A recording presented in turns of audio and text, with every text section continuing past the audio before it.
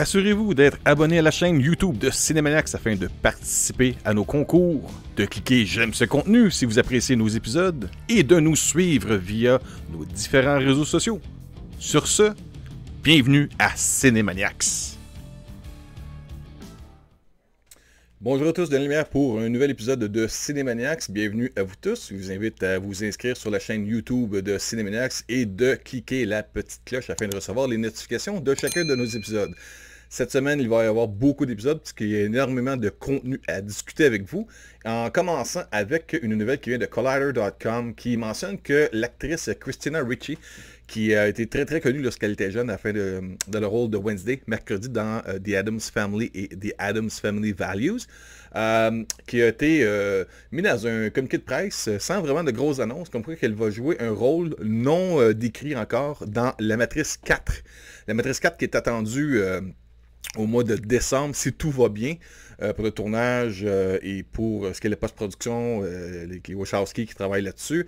Je ne sais pas pour vous, moi j'étais un grand fan de l'univers de la Matrice. Lorsque ça a sorti, j'étais un peu comme tout le monde, très surpris de voir cette histoire-là se dérouler au cinéma. Cette année-là, j'attendais plutôt Star Wars Episode 1 de Phantom Menace, mais juste avant, on a eu la chance d'avoir The Matrix qui était sorti, qui avait surpris tout le monde. Il y avait aussi, je me rappelle cette année-là, aussi comme grande surprise, le Sixième Sens. Mais La Matrice, ça a été comme révolutionnaire. Bien sûr, il y a des langues sales qui sont sorties qui ont dit « Ouais, mais les Wachowskis ont volé des idées de d'autres mangas et animés japonais qui ont tout simplement mis là-dedans sans vraiment honorer la source d'origine. » En tant que tel, il y a tellement de produits qui sortent d'Hollywood qui est comme ça, qu'on ne sait pas d'où ça vient. Et souvent, c'est des idées qui sont prises d'ailleurs. Regarde, moi ce que je vois, c'est j'ai trippé sur La Matrice et contrairement à beaucoup de monde, j'ai autant aimé, peut-être moins surpris, mais j'ai absorbé, j'ai rentré vraiment, je me suis laissé envoûter par le Reload et Revolutions, le 2 et le 3, puis je me suis même procuré le coffret avec les disques DVD. J'ai le film en DVD, Blu-ray dans un Digibook et moi je me retiens présentement pour pas m'acheter justement les copies physiques en 4K de la trilogie, puisque, vu qu'il y a un 4 à production, je me dis qu'ils vont certainement sortir peut-être un boîtier avec les 4 films, tout dépendant s'ils vont pas continuer par après, s'ils vont en faire d'autres. Ce que je sais, c'est que Keanu Reeves revient, il y a aussi Trinity, Morpheus sera pas là, il va y avoir d'autres personnages qu'on va emmener. Comment qu'ils les ramènent, spoilers alert, tout le monde meurt, ou presque à la fin du 3e. Donc là, il y a ça, Christina Ricci, qui est une superbe bonne actrice, beaucoup de charisme à l'écran, devrait être capable d'amener un personnage intéressant dans l'univers de La Matrice. Très hâte de voir ce dont elle va être capable d'ajouter à cet univers-là qui est déjà très très très complexe. Si vous vous rappelez, là, il y a les machines qui sont sur le monde extérieur, les humains dans le monde intérieur. À la fin du 3e, il y avait la paix qui avait été créée avec le sacrifice de Neo qui avait aider les machines qui avait informé les machines du fait que l'un de leurs programmes, qui était l'agent Smith, était rendu corrompu et avait envahi l'univers de La Matrice en tant que tel. Donc, on verra bien. Moi, j'ai très très hâte de voir ça. Ça fait partie des franchises que j'aime le plus. Si vous me demandez, Denis, c'est quoi que t'aimes le plus? Il va y avoir bien sûr Transformers, Star Wars, Marvel, DC, Lord of the Rings... mon Dieu, j'ai plusieurs autres, mais La Matrice en fait partie également. C'est une des grosses franchises qui, d'après moi, tu peux pas tasser de côté. Vous avez peut-être pas aimé le 2e, 3e. Moi, j'ai adoré ça. C'est peut-être moins inspirant, mais tout aussi divertissant. On peut pas dire le contraire. La scène sur la chasse de l'autoroute, le combat des humains contre les machines dans le 3e. Écœurant, écœurant, écœurant.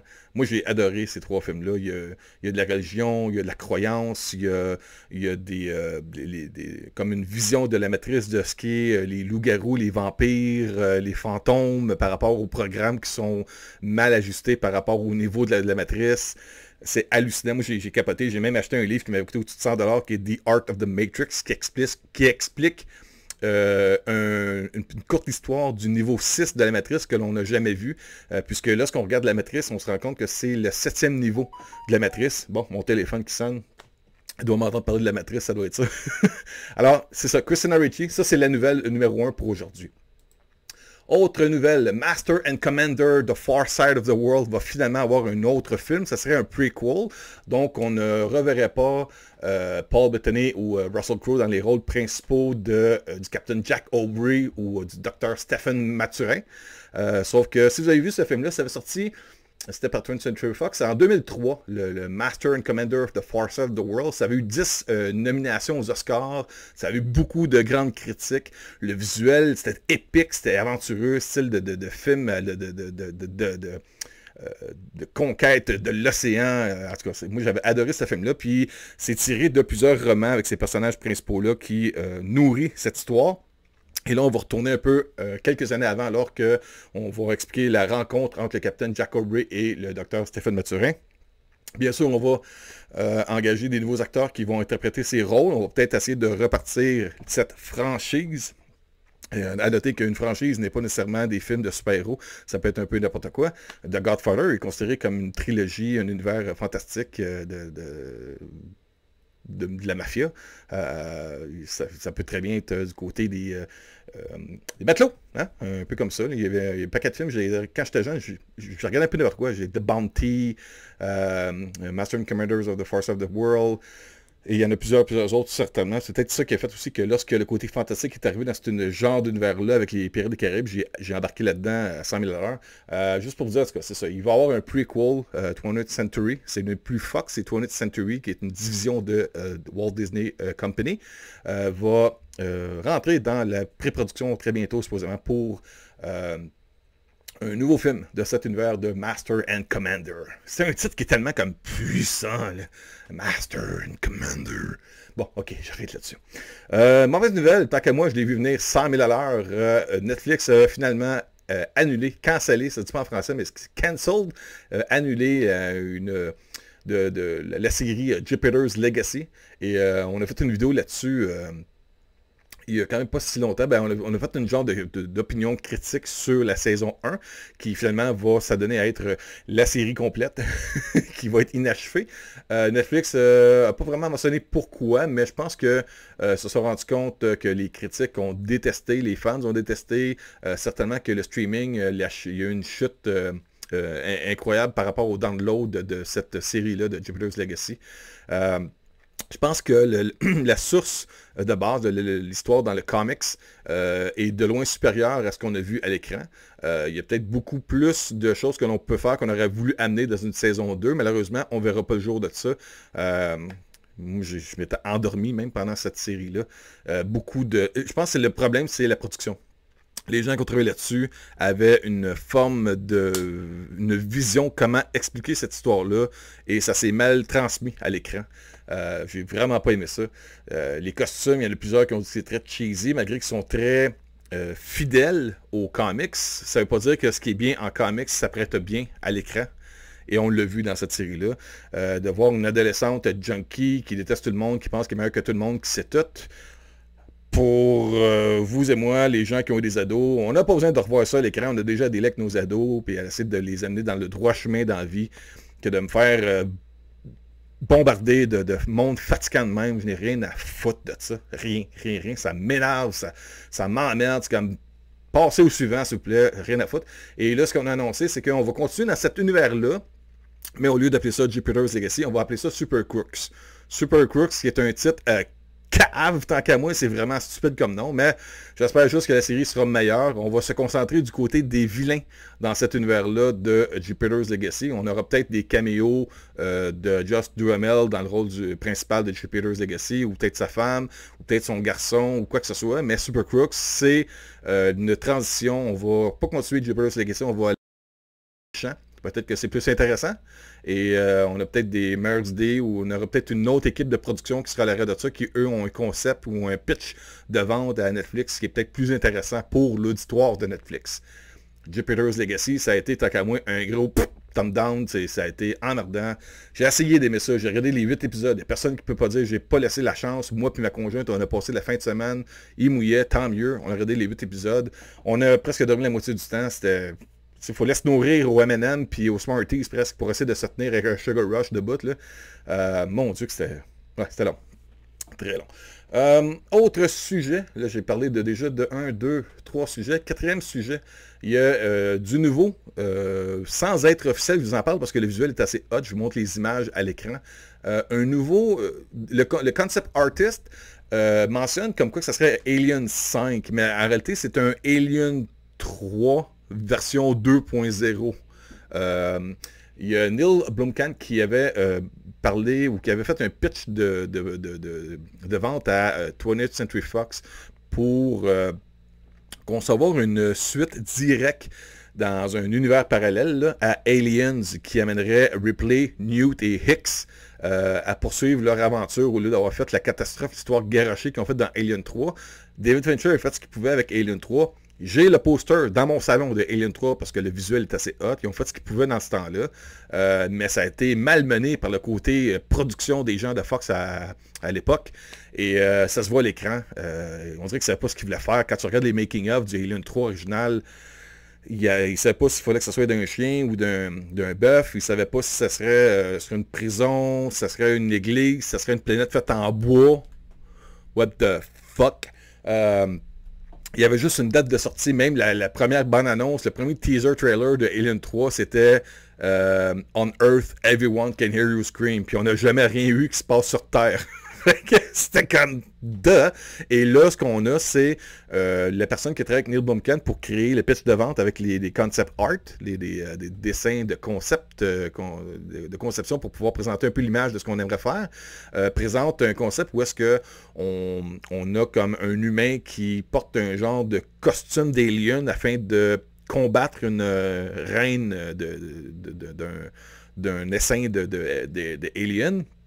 Il y a un arrêt dans la merde en tout cas. Mais j'aurais tellement aimé plus voir ce genre-là, la continuation de l'aventure de Newt et de Hicks avec Ripley, et peut-être donner d'autres personnages. On voit aussi des costumes de militaires ou d'hommes de tactique de combat très futuristes, très originaux en même temps. Ça a un look un peu à la... Je sens vraiment avoir joué à tous ces jeux-là, mais tu sais, comme Halo ou Mass Effect ou... mon Dieu, plusieurs autres jeux vidéo qui ont beaucoup de look du design qu'on voit avec ces concept art là, pour un nouveau film de Alien. Ça verra jamais le jour. C'est pour ça, là, présentement, on sort un peu ces informations-là en se disant, ça aurait pu, mais ça ne sera jamais. C'est plus un genre de... on nous agace, c'est un what if, et peut-être qu'un jour, ils pourront peut-être développer ce côté-là sur une série animée à grands effets visuels. On ne sait pas. Mais... Il y a ça qui est intéressant. Si vous avez jamais pris le temps de lire les bandes dessinées de Dark Horse Comics, eux ont fait, à l'époque, après Aliens, ils avaient eu la licence pour faire une continuation en bande dessinée et c'était 100 fois meilleur que ce qu'on a vu après ça au cinéma.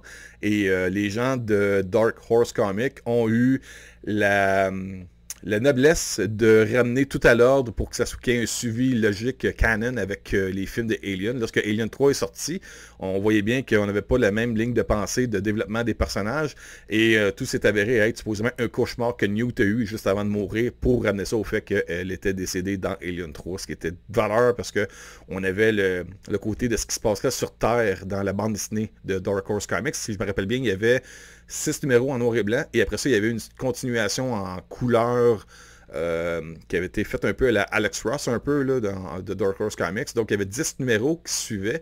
Puis, après ça, il y a eu une autre série de Aliens. Après ça, il y a eu plusieurs mini-séries. Et une d'entre autres, je pense, c'était Newt's Tale, qui, à la fin, montrait qu'elle était décédée, que c'était toute histoire-là, c'était un cauchemar. Ben de valeur, mais...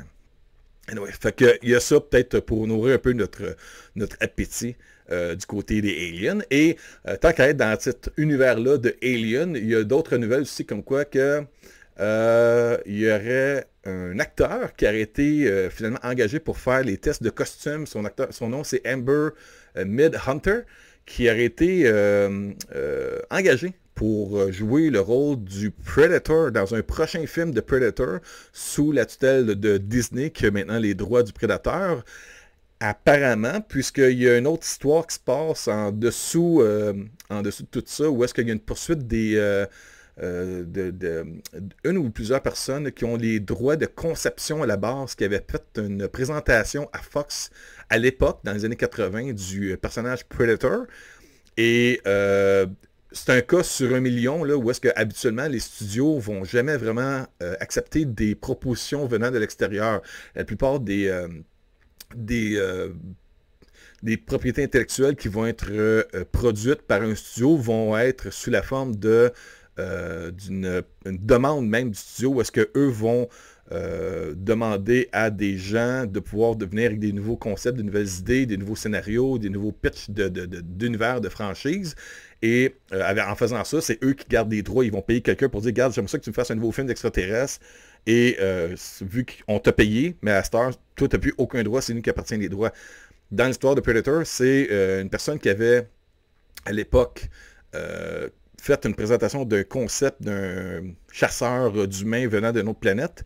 Et l'idée, elle est acceptée de Fox. Et depuis ce temps-là, je pense que c'était comme après 30 ans, les droits reviennent automatiquement à cette personne-là. Même si Disney récemment investi des milliards à acheter toutes les propriétés intellectuelles appartenant à Fox, la propriété intellectuelle, le Predator, tout ce qui s'attache de près ou de loin au merchandising, à promotion, production, réalisation, quoi que ce soit sur le terme Predator, reviendrait à cette personne-là. Là, ça va peut-être se régler hors cours, ce que j'ai pu comprendre. J'ai écouté John Campea qui a déjà eu pratiqué un peu le côté de la loi, côté avocat, et lui expliquait dans son podcast comme quoi que ce qui, en gros, est une grosse histoire, devrait se régler hors cours, où est-ce que Disney va certainement offrir un montant d'argent à cette personne-là qui, de toute façon, hors de tout doute, devrait pas être capable, par lui-même, de pouvoir développer anyway cette propriété-là par elle-même. Donc, ce qui, j'imagine, qui va arriver, c'est que Disney va peut-être avec un chèque en blanc, dire, tiens, on t'offre tant d'argent, on t'achète tes droits, viens plus nous achaler avec ça, c'est nous autres qui va développer ça, tu n'as plus aucun droit là-dessus, et de notre côté, en même temps, vu que ça prend du temps à développer des films de cet univers-là, on est déjà à travailler sur un nouveau film de Predator. Un Predator 5. Si vous aimez les films de Predator, moi de mon côté, le premier c'est un classique. C'est le film typique parfait de l'homme contre la créature. C'est de la testostérone au maximum contre une bébite qui est pas tuable. On a le gros macho, les gros machos, tu sais, comme soldats américains dans la jungle qui se font abattre un après l'autre. Anyway, j'avais adoré ce film-là. C'est un des films que j'ai été voir quand j'étais jeune, puis j'avais aucune attente. Je savais pas c'est quoi j'allais voir, puis quand je l'ai vu, j'étais comme wow, c'est le meilleur film de ma vie. Predator, j'ai bien aimé aussi Predator 2, le côté que This time is in town for a few days to kill. J'avais adoré le petit slogan du deuxième film. Après ça, les autres films par après, ça a été un petit peu bosh-bosh. Il y a eu The Predators, il y a eu The Predator aussi récemment, il y a eu les deux crossover avec Alien, le Alien versus Predator et Aliens versus Predator Requiem, qui était so-so. Fait que c'est ça. Qu'est-ce qu'ils vont faire avec ce film-là? J'espère qu'ils vont avoir de quoi, qu'ils vont ramener un peu à la base. Moi, j'ai toujours rêvé, à un moment donné, quand j'étais jeune, je collectionnais les bandes dessinées. Ah, pas les bandes dessinées, excusez. Oui, les bandes dessinées, mais j'achetais beaucoup les magazines. J'allais nous, au Québec, à Montréal, on avait des boutiques qui s'appelaient la Maison internationale de la presse. Et tous les dimanches, j'allais feuilleter quelques magazines. J'achetais, mettons, les magazines Premiere, Comic Scene, Starlog, Gorzone, Fangoria. Et il y avait beaucoup de rumeurs à l'époque, après Predator 2, comme quoi qu'on ferait un Predator 3 qui se passerait à l'époque des Vikings. Il me semble que ça serait cool. Ramène cette idée-là. Les Predators qui attaquent à l'époque des Vikings. Fuck! Tu veux amener de la testostérone contre un Predator? Lave-là ta chance. Tu imagines la série Vikings avec les personnages qu'il y a là-dedans, puis tu incorpores à l'intérieur de ça un personnage comme Predator. Fuck yeah! Amène-moi ça. Là mon 20$.